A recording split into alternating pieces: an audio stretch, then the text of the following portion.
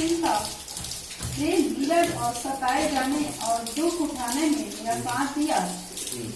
और ऐसे दुखों में भी जो अंताकिया और इकोनियम और लुस्त्रा में मुझ पर पड़े थे, और अन्य दुखों में भी जो मैंने उठाए हैं, परंतु प्रभु ने मुझे उन सब से छुड़ा लिया। यहाँ पर पौलुस जो है कि हम कैसे सताव से होकर गुजरा है और सताव में कैसे आप लोगों ने मेरी सहायता किया है, इस विषय में यहाँ पर पौलुस इन बातों को बता रहा है। तो स्वयं यीशु मसीह के चेले लोग भी बोला है कि हमको इस संसार में बड़े क्लेश को उठाना होगा। तो यहाँ पर पौलुस जो है, जो क्लेश इनके जीवन में आया है, जो सताव इनके जीवन में आया है, और सताव की घड़ी में कई प्रभु के अनुयायी लोग, कई प्रभु के विश्वासी लोग पौलुस का साथ दिए हैं, उसको नहीं छोड़ा है। इसलिए किसी के ऊपर में सताव आता है और कोई सताव से होकर गुजरता है, तो हमको भी उनका साथ देना है, उनकी हेल्प करना है। उस सताव के अवस्था में हमको उनको मनोबल को और भी क्या करना है, हमको बढ़ाना है। जैसे यहाँ पर पौलुस स्वयं गवाही दे रहा है, मैं सताव की अवस्था में था, सताव की घड़ी में आप लोगों ने मेरी क्या किया, सहायता किया और मेरा साथ दिया। सताव की घड़ी में आप लोगों ने मेरी साथ दिया है। इस प्रकार से यहाँ पे पौलुस जो है बता रहा है मेरे। इसलिए इस वचन से हमको ये सीख मिलता है, हमारे जीवन में या किसी के जीवन में सताव जब आता है मेरे प्रियो, तो उस सताव के समय में हमको क्या करना चाहिए, हमको उनका साथ देना चाहिए, उनको छोड़ना नहीं चाहिए मेरा प्रियो। जो सताव मसीह के जो सताव उठाता है, मसीह के लिए जो दुख उठा रहा है, उनको हमेशा उनके मनोबल को क्या करना है, बढ़ाना है, उनके मनोबल को गिराना नहीं है। Hallelujah, hallelujah. तो इस बात को यहाँ पे बताया जा रहा है। पहला पत्र की पुस्तक 5 अध्याय 8 से 11 पढ़ेंगे। सचेत रहो, यहाँ पर देखिए, सचेत रहो, सचेत हो और जागते रहो, सचेत हो और जागते रहो, क्योंकि तुम्हारा विरोधी शैतान, तुम्हारा विरोधी शैतान गरजने वाले सिंह के समान, देखो गरजने वाले सिंह के समान इस खोज में रहता है, इस खोज में रहता है कि किसको फाड़ खाए। देखो किसको फाड़ खाए, किसको फाड़ खाए, हमेशा इस खोज में है कि कब आपको क्लेश दे, कब आपको संकट में डाले, कब आपका विरोध करे, कब आपको सताए, कब आपको मारे, कब आपको पीटे, कब आपको पंचायतों में सौंपे, कब आपको समाज में सौंपे।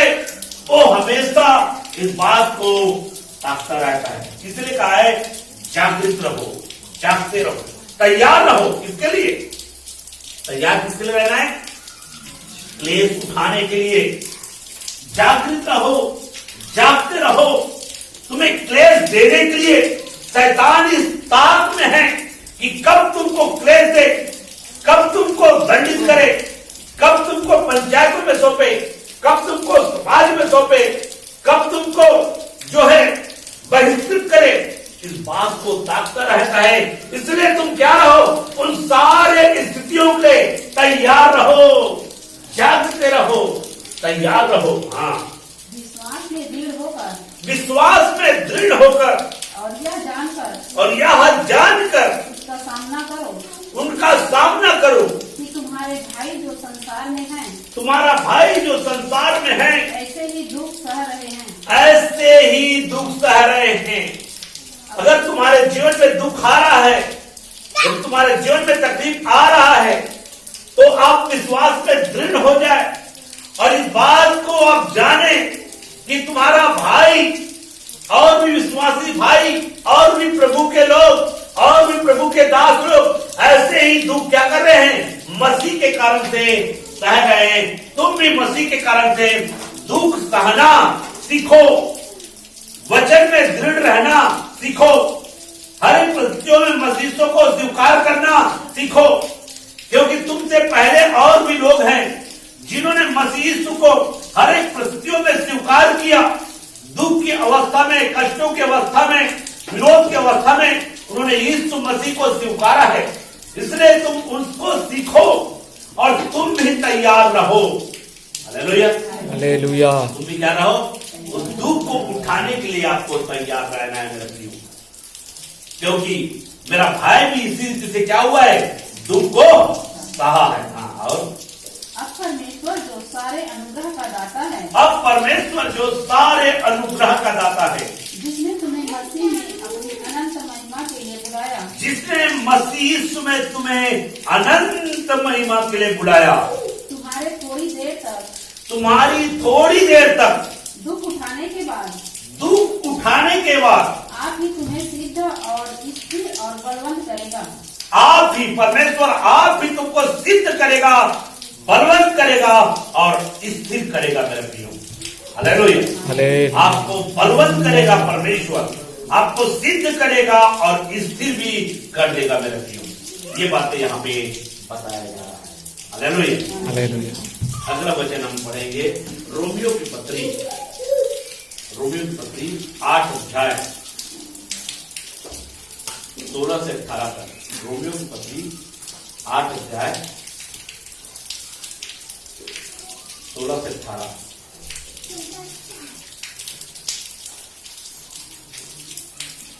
आत्मा आप ही हमारी आत्मा के कारण गवाही देता है, आत्मा आप ही हमारी आत्मा के साथ में गवाही देता है कि हम परमेश्वर की संतान हैं, हम परमेश्वर की संतान हैं, और यदि संतान है तो वारिस भी, वरन परमेश्वर के वारिस और मसीह के संगी वारिस हैं। परमेश्वर के वारिस और मसीह के संगी वारिस। कि जब हम उसके साथ दुख उठाएं तो उसके साथ महिमा भी पाएं। क्योंकि मैं समझता हूँ कि इस समय के दुख और क्लेश उस महिमा के सामने, इस समय के दुख और क्लेश उस महिमा के सामने जो हम पर प्रकट होने वाली है कुछ भी नहीं है। तो यहाँ पर साफ से बोल दिया कुछ भी नहीं है। अगर मसीह के कारण से अगर हम दुख उठाएंगे मेरे प्रियो, और जो महिमा परमेश्वर हमें देना चाहता है, जो प्रतिफल परमेश्वर हमको देना चाहता है मेरे प्रियो, और जो आदर और सम्मान परमेश्वर हमको देना चाहता है, उस सम्मान उस आदर के सामने, उस शांति और उस सुख के सामने इस समय का दुख कुछ भी नहीं है मेरे प्रियो, कुछ भी नहीं है। इसलिए मेरे प्रियो मसीह यीशु के कारण से अगर दुख उठा रहे हैं, मसीह यीशु के कारण से सताव आप झेल रहे हैं मेरे प्रियो, तो उस महिमा के सामने ये क्लेश और दुख, ये सताव, ये विरोध कुछ भी नहीं है मेरे प्रियो, कुछ भी नहीं है। ऐसा यहाँ पे बताया जा रहा है। तो आप इस बात को जाने, अगर आपके जीवन में मसीह के कारण से अगर दुख आ रहा है, यदि आप मसीह के कारण से दुख उठा रहे हैं, अगर मसीह के कारण से अगर क्लेश से होकर गुजर रहे हैं, मसीह के कारण से अर्थात उसके वचनों में चलने के कारण से अगर आप तकलीफ पा रहे हैं, उसके वचनों में चलने के कारण से अगर आप दुख पा रहे हैं, उसके वचनों में चलने के कारण से अगर आपके जीवन में तकलीफ आ रहा है, उसके वचनों में चलने के कारण से अगर आपका विरोध किया जा रहा है, सताव किया जा रहा है प्रियो, तो इस समय का दुख आने वाले समय में जो महिमा परमेश्वर आपको देगा, उस महिमा के सामने कुछ भी नहीं है मेरे प्रियो, कुछ भी नहीं है। हालेलुया।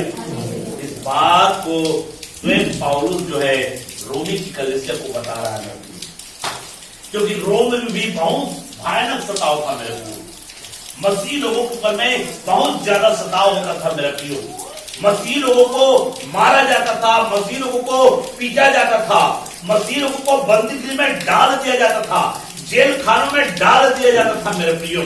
हालेलुया।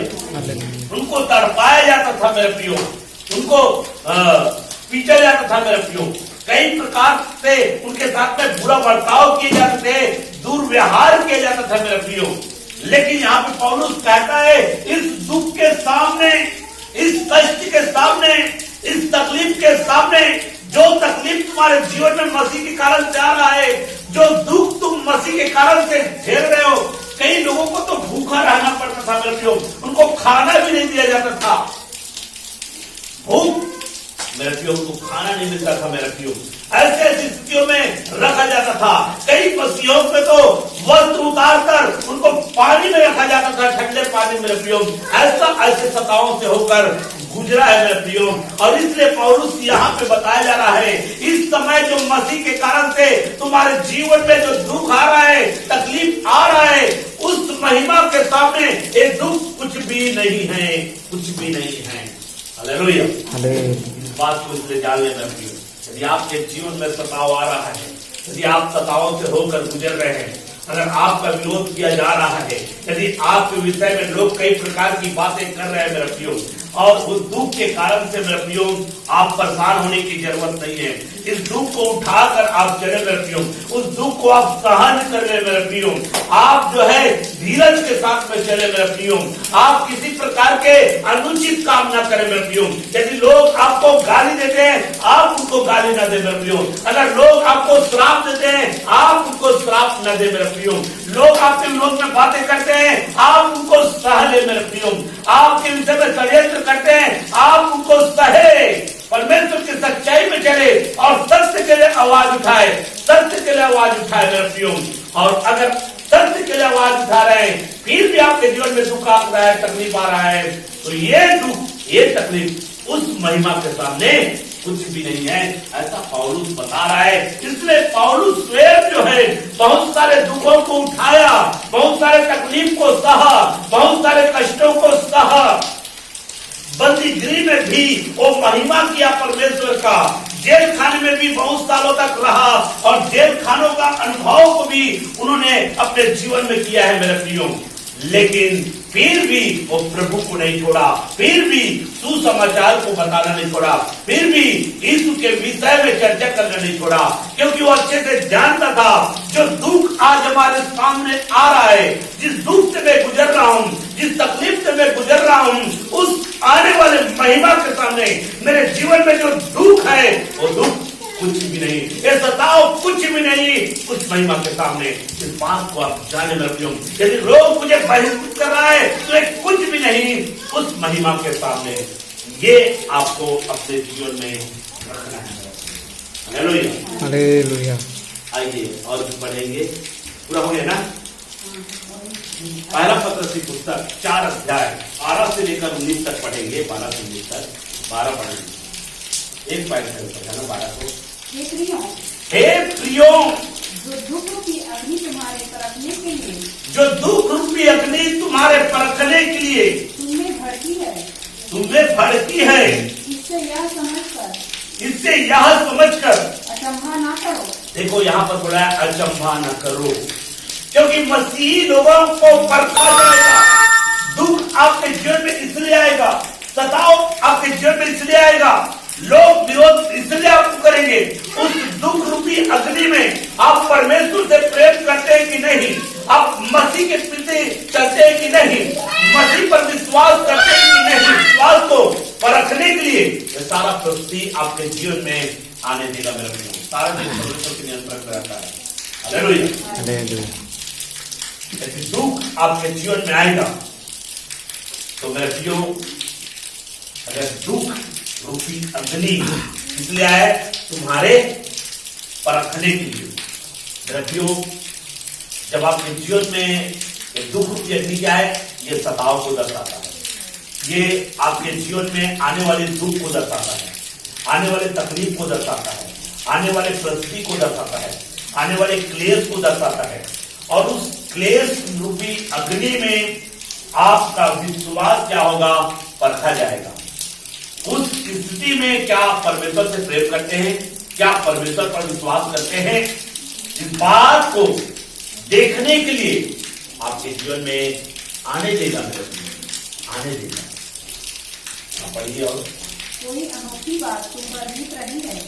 देखो यहाँ पर अचंभित ना करना, अगर दुख आ रहा है तो अचंभित ना होना, तकलीफ आ रहा है तो अचंभित मत होना, सताव हो रहा है तो अचंभित मत होना। ये सब आपके जीवन में होगा, होगा।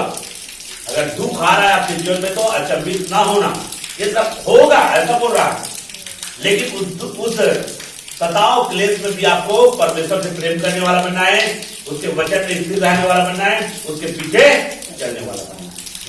जैसे जैसे मसीह के दुखों में सहभागी होते हो, यहाँ पर पतरस कहता है जैसे जैसे तुम मसीह के दुखों में सहभागी होते हो, आनंद करो, आनंद करो, जिससे उसकी महिमा के प्रकट होते समय भी हाँ? तुम आनंदित और मगन हो। उसकी महिमा के प्रकट होने के समय तुम आनंदित और यदि मसीह के नाम के लिए, यदि मसीह के नाम के लिए तुम्हारी निंदा की जाती है, तुम्हारी निंदा की जाती है, तो तुम धन्य हो। तुम, यहाँ पे पतरस क्या बोल रहा है? यदि मसीह के नाम के कारण तुम्हारी निंदा की जाती है, इसका कहने का मतलब है मेरे प्रियो, मसीह के पीछे चलने के कारण अगर लोग तुम्हारी निंदा करता है तो तुम क्या हो? धन्य हो मेरे प्रियो, धन्य हो। इसमें जो दुख आता है उसके तुमको अचंभित नहीं होना करते। यदि कोई आपका विरोध कर रहा है, यदि कोई आपको सता रहा है, नाना प्रकार की बातें कर रहा है, तो आप अचंभित ना करो। ये सब चीज आएगा आपके जीवन में, ये सब चीज आपके जीवन में आएगा। और क्योंकि महिमा का आत्मा, महिमा का आत्मा जो परमेश्वर का आत्मा है, जो परमेश्वर का आत्मा है, तुम पर छाया करता है। तुम पर छाया करता है। तुम में से कोई व्यक्ति तुम में से कोई व्यक्ति हत्यारा या चोर हत्यारा या चोर या कुकर्मी या कुकर्मी होने या पराये काम में हाथ डालने के कारण दुख न पाए, पराये काम में हाथ डालने के कारण दुख ना पाए, पर यदि मसीह होने के कारण यदि मसीह होने के कारण दुख पाए दुख पाए तो लज्जित ना हो, लज्जित ना हो, पर इस बात के लिए पर इस बात के लिए परमेश्वर की महिमा करे। इस बात के लिए परमेश्वर की महिमा करे। मसीह के कारण से अगर निंदित हो रहे हो, मसीह के कारण से तुम्हारा निंदा किया जा रहा है, तो आपको लज्जित नहीं होना है। मसीह यीशु के कारण अगर कोई आपको 2 थप्पड़ लगाता है तो आप लज्जित ना हो मेरे प्रिय, आप लज्जित नहीं होना। यहाँ पे यीशु मसीह के चेला जो है, पतरस जो है, ये भी मसीह के कारण से बहुत बार मार खाया, बहुत बार मार खाया मसीह। तो यहाँ पे पतरस कहता है मसीह के कारण अगर आप निंदित होते हो तो लज्जित ना हो। मसीह के कारण से अगर आपके विषय में मेरे प्रियो कई प्रकार की बातें बोलता है, मेरे विषय में ऐसा बोल रहा है, मेरे को ऐसा सा मारा, 4 लोगों के बीच में मारा, घसीट कर मारा, ऐसा मारा, जेल में डाल दिया, तो इन बातों के कारण आप लज्जित ना हो। ये सब चीज यीशु मसीह के चेलों के साथ में भी हुआ है। तो यीशु मसीह के चेले लोग स्वयं कहते थे कि हमको क्लेश उठाकर, हमको क्लेश उठाना होगा, मतलब संसार हमको क्लेश देगा और हमको क्लेश उठाकर चलना होगा। इसलिए यदि आपके जीवन में क्लेश है मेरे जीवन, तो उस क्लेश के कारण आप कभी भी अपने आप में लज्जित नहीं होंगे। यदि लोग आपकी निंदा करता है, लोग आपको बदनाम करते हैं, तो आपको लज्जित होने की जरूरत नहीं है मेरे जीवन, आपको लज्जित होने की जरूरत नहीं है। और क्योंकि वह समय आ पहुंचा है, वह समय आ पहुंचा है कि पहले परमेश्वर के लोगों का न्याय किया जाए। देखो, पहले परमेश्वर के लोगों का न्याय किया जाए, और जबकि न्याय का आरंभ हम ही से होगा। जब न्याय का आरंभ, देखो पहले किसका न्याय किया जाए? परमेश्वर के लोगों का, मसीही लोगों का न्याय किया जाए, है ना? हाँ, न्याय का आरंभ हम ही से होगा, न्याय का आरंभ, न्याय की शुरुआत हम ही से होगा, तो उनका क्या अंत होगा? उसका क्या अंत होगा? जो परमेश्वर के सुसमाचार को नहीं मानते, जो परमेश्वर के सुसमाचार को नहीं मानते हैं, विश्वास नहीं करते, उनका क्या होगा? हाँ? और यदि धर्मी व्यक्ति को, यदि धर्मी व्यक्ति को, कठिनाई से उद्धार पाएगा, धर्मी व्यक्ति यदि कठिनाई से उद्धार को पाएगा, तो भक्तिहीन और पापी का क्या ठिकाना? तो भक्तिहीन और पापी का क्या ठिकाना? हो गया? देखो भाई, 19 तक हो गए। हाँ, यहाँ पे रुक जाइए। यहाँ पे क्या बोल रहा है? जब धर्मी व्यक्ति को कठिनाई के साथ में, कठिनाई के साथ वो क्या पाएंगे? उद्धार को पाएंगे। तो पापी और जो विश्वास नहीं करते उनका क्या ठिकाना। सोचिए मेरे प्रिय, यहाँ पे पतरस कैसे बातें कर रहा है। उद्धार जो है सरलता से नहीं मिलेगा मेरे प्रिय। उद्धार पाने के लिए हमको दुख उठाना होगा। जब धर्मी व्यक्ति को बड़ी कठिनाइयों के साथ में उनका उद्धार हो रहा है, तो उन पापियों का क्या ठिकाना जो परमेश्वर की बातों पर विश्वास नहीं करते, जो सुसमाचार पर विश्वास नहीं करते, उनका क्या ठिकाना होगा। पढ़िए, इसलिए जो परमेश्वर की इच्छा के अनुसार दुख उठाते हैं, जो परमेश्वर की इच्छा, यहाँ पे परमेश्वर की इच्छा डाल दिया, जो परमेश्वर की इच्छा अर्थात अगर परमेश्वर की बातों पर विश्वास करके चल रहे हो, परमेश्वर की मर्जी में चल रहे हो, परमेश्वर की आज्ञाओं को पालन कर रहे हो, और अगर परमेश्वर की इच्छा के अनुसार से दुख उठा रहे हो, हाँ, वे भलाई करते हुए अपने अपने प्राण को विश्वास योग्य सृजनहार के हाथ में सौंप दें। अपने प्राण को सृजनहार परमेश्वर के हाथों में सौंप दे। एक बार पढ़िए उसको, पढ़िए। इसलिए जो परमेश्वर की इच्छा के अनुसार दुख उठाते हैं, देखो, जो परमेश्वर की इच्छा के अनुसार दुख उठाते हैं, वे भलाई करते हुए अपने अपने प्राण को विश्वास योग्य सृजनहार के हाथ में सौंप दें। देखो, हमें अपने प्राण को परमेश्वर के हाथों में सौंप दें। जो परमेश्वर की इच्छा के अनुसार से दुख उठाता है, वे क्या करते हुए? भलाई करते हुए अपने प्राण को सृजनहार परमेश्वर के हाथों में क्या करना है? सौंप देना है। तो इस प्रकार से ये बातें बताया गया है। क्लेश उठाने के लिए हमेशा क्या रहे? क्लेश उठाने के लिए हमेशा तैयार है। मैंने दो बातों का जिक्र किया। पहली बात है, प्रभु यीशु मसीह ने स्वयं कह दिया था, मेरे पीछे चलने के कारण संसार से तुम्हें क्लेश मिलेगा। और दूसरी बात है, यीशु के चेलों ने भी कहा दिया था कि मसीह के पीछे चलने के कारण इस संसार में क्लेश उठाना होगा। तो मेरा प्रियो, हमने पूरी बातें सीखा कि मसीही लोगों को क्लेश से होकर गुजरना होगा। मतलब मसीही लोगों के ऊपर में क्लेश आएगा। किसके द्वारा क्लेश आएगा? संसार, अगर संसार के लोगों के द्वारा। संसार कहने का मतलब है संसार के लोगों के द्वारा। जो संसारिक लोग हैं वे आपको क्लेश देंगे। जो संसारिक लोग हैं वही आप लोगों का विरोध करेंगे। जो संसारिक लोग हैं वही आपको बदनाम करेंगे। जो संसारिक लोग हैं वही आपके विषय में बुरी बुरी बातें करेंगे। जो संसारिक लोग हैं वही आपको पंचायतों में सौंपेंगे। जो संसारिक लोग हैं वही लोग जो है आपको महासभाओं में सौंपेंगे और वहां पर आपका विरोध करेंगे। वही लोग आपको मार डालेंगे, वही लोग आपको सताएंगे, वही लोग जो है आपके साथ में बुरा बर्ताव करेंगे। ये सारी बातें मेरे प्रियो होगा। सारी बातें सारी बातें आप ही के जीवन में घटेगा ऐसा नहीं, लेकिन इस बात को जानिए मेरे प्रियो कि आपको क्लेश से होकर गुजरना होगा। और जब आप क्लेश से होकर गुजरेंगे मेरे प्रियो, और जिस दिन इस दुनिया से जाएंगे आप स्वर्ग के राज्य में, इस बात को सिखाता है। इसलिए जब तक हम इस दुनिया में रहेंगे, हमारे जीवन में कई प्रकार की परिस्थिति आएगा और उस परिस्थिति का सामना हमको करना होगा। जब तक हम इस दुनिया में रहेंगे तब तक जो है दुख हमारा पीछा करेगा। समझ में आया? जब तक हम इस दुनिया में हैं दुख हमारा पीछा करेगा। जब तक हम इस दुनिया में हैं तब तक हमारा विरोध करने वाले रहेंगे। जब तक इस दुनिया में हैं तब तक हमारे विरोध में बातें करने वाले रहेंगे। जब तक इस दुनिया में रहेंगे तब तक सताने वाले भी उठ खड़े होते रहेंगे और हमारा विरोध करेंगे।